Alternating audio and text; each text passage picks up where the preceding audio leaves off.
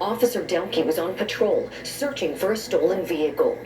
At some point, while Hambrick pulled inside an apartment complex and took off, allegedly armed with a gun, surveillance video shows the men, both 25 years old at the time, in a full sprint. They round a corner, and then you see Officer Delkey stop, plant his feet, and fire at Hambrick as he runs away. Hambrick falls and never gets back up. According to reports, Hambrick was hit 3 times, twice in the back and once in the back of the head. And I need judgment either. That's not my role. City officials forced to respond as community outcry intensified. My role is to make sure that on the front end we are doing the absolute best we can as a community when it comes to policing. The district attorney releasing video of the shooting, hoping its bid to be transparent will build trust with the black community. The police officer fired 4 times. 3 of those bullets ripped Daniel apart. But the move is a little solace for Hambrick's grieving family. My daughter is now thinking that the police is the enemy.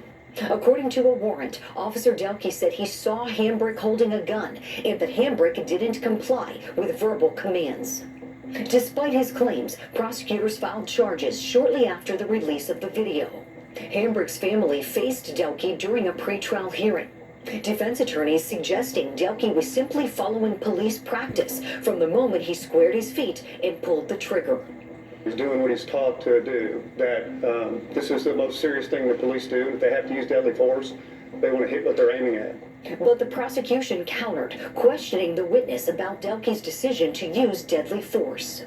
You're in agreement with me that that was his decision to make at that point, that was the decision that he made.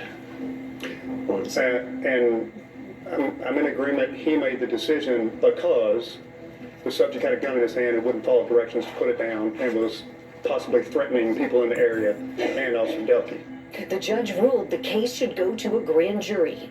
Mr. Delkey, is there anything you want to say to the family? And in January 2019, Officer Andrew Delkey was indicted for first-degree murder. Her son is gone for no reason. No reason. He's gone because Officer Delkey. The Fraternal Order of Police is standing by Delkey, saying the prosecution is politically motivated and could lead to officers second-guessing themselves in life-or-death situations. Is it worth putting everything that we have on the line when we know that our city's not going to support us when we're right? And absolutely, I think the question is no, it's not. The biggest question since the indictment is who should hear Delkey's case. The hearts and minds of Davidson County residents have solidified into 2 intractable camps.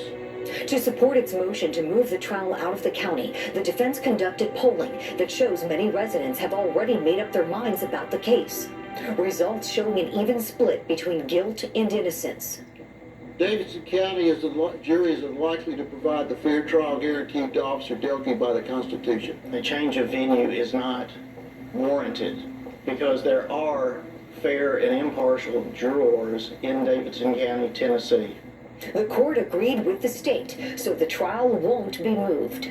For now, Officer Andrew Delkey remains decommissioned, free on bond, and facing the possibility of life behind bars if he's convicted.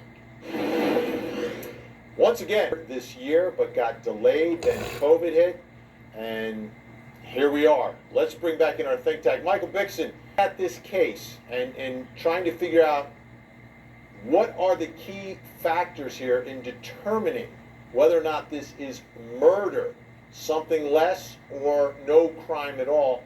What do you see as the key factors in this one?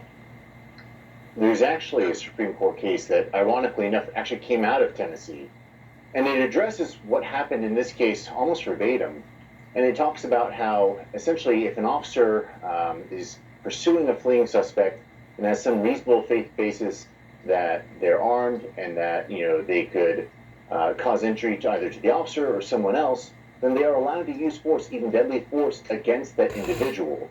And that sort of really speaks to this case. Now, morally, do I think what he did was right? No. You shouldn't shoot someone in the back. That's pretty clear. But what the law says, I think, is very much in favor of Officer Delkey. And I think that's probably